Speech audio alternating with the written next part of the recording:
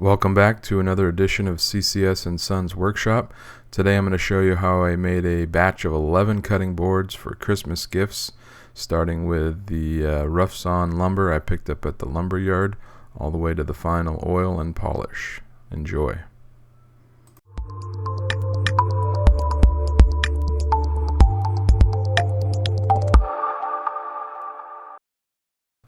I'm fortunate to have an amazing lumber supply store 5 minutes from my house, so I started the project by picking up 8.5 board feet of cherry, 8.5 board feet of hard maple, and 17 board feet of walnuts, all of which I cut down to 17-inch lengths for the final length of the cutting boards, minus a little bit of cutoff on the ends, and then started the milling process.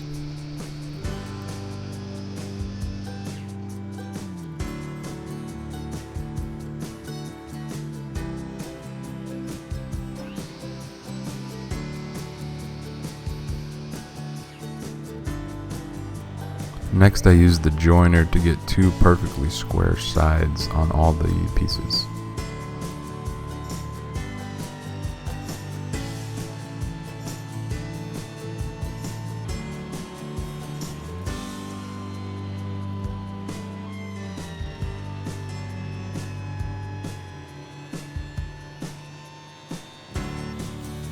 Then I moved over to the table saw to begin ripping strips of varying widths for the cutting boards.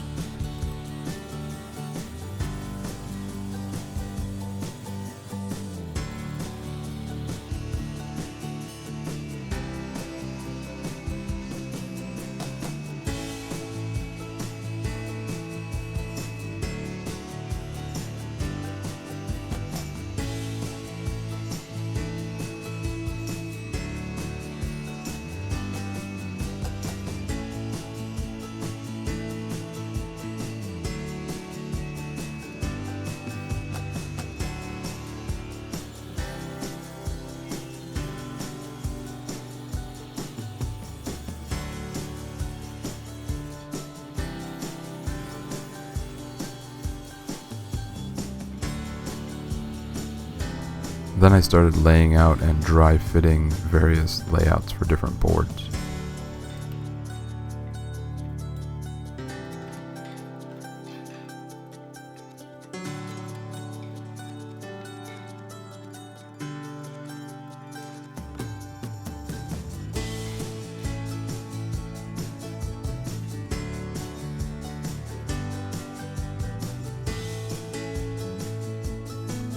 For the glue up, I used Titebond 3 as it's a food safe glue.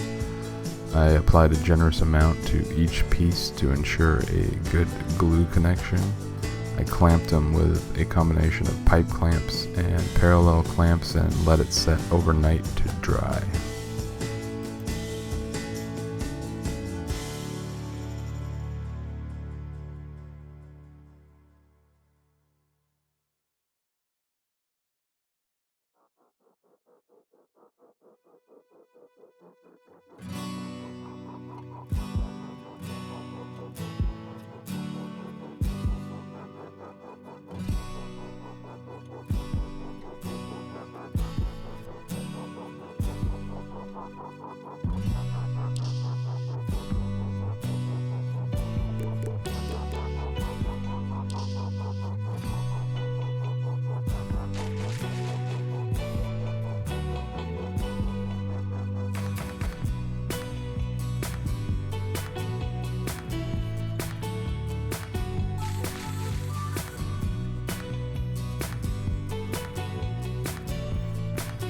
Before the glue hardened, I scraped off a bunch of the excess squeeze out. It makes it a bit easier on your planer or whatever finishing technique you're using if you can get as much glue as possible off first.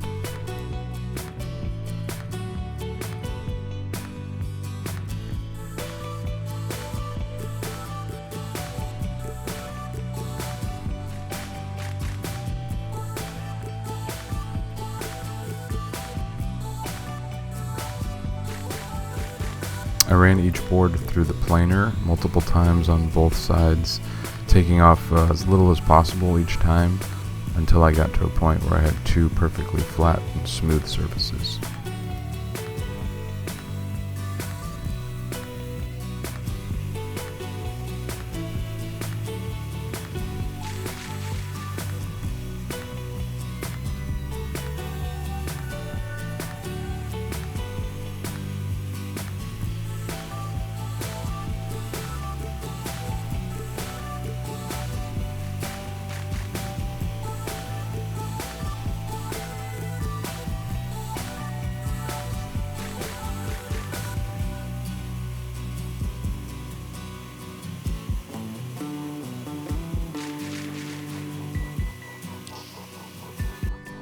I used a miter sled to trim the ends of all the boards to get a perfectly flat and perfectly square end.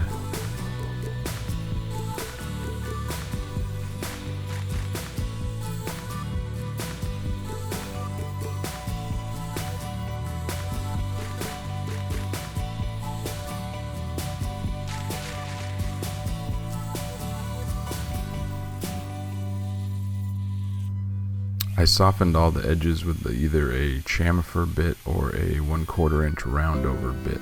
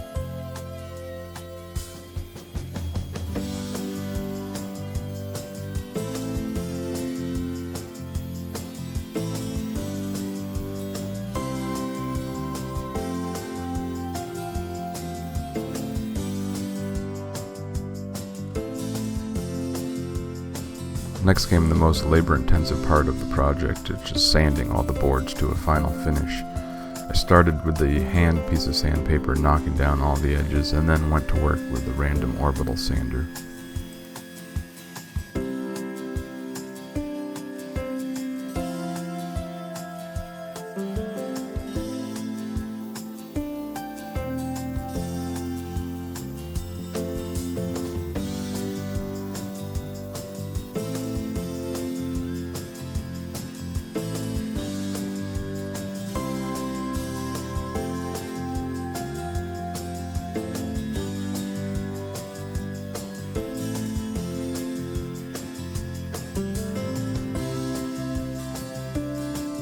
Between sandings, I did a light application of water to each board, let it dry, and then re-sanded, and this helps with the problem of grain raising back up after the first time the board is used and cleaned.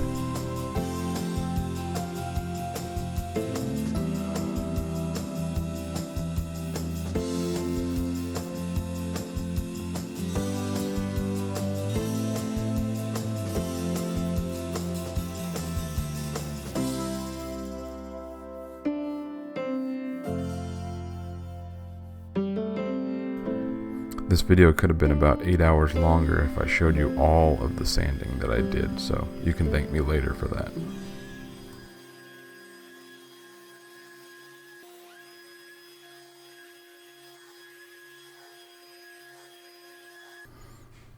In order to add a personal touch to each board I made, I had a branding iron made.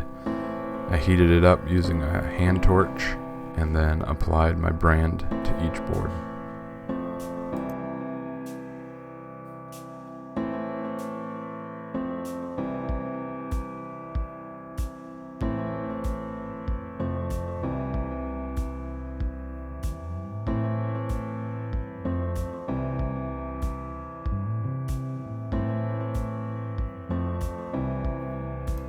When it's time to apply oil to your board is when you really get to see the fruits of your labor pay off. I used a brand called Walrus Oil. that makes a food-safe oil specifically for cutting boards. Apply a very generous amount and rub it all over. Let it sit for a while, and if needed, I applied an extra bit to let it soak in.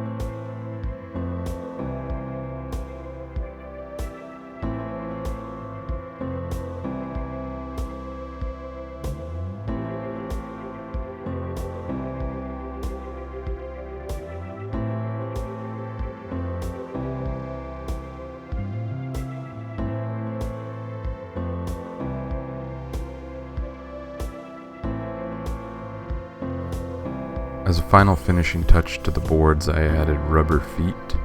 They're stainless steel washers with stainless steel screws and rubber feet that just help prevent slipping around on countertops.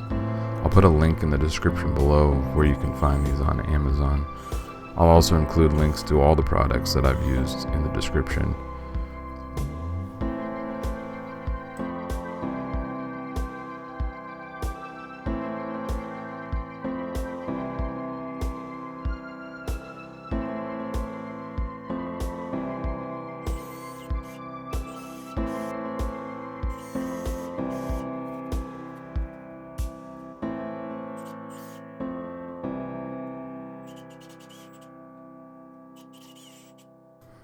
I had a lot of fun making these boards, and I think they turned out pretty well for a first-time attempt at cutting boards. If you enjoyed this video, please give it a thumbs up, subscribe if you'd like to see more, and don't forget to hit that bell notification. Thanks for taking the time to watch, and we'll see you in the next episode.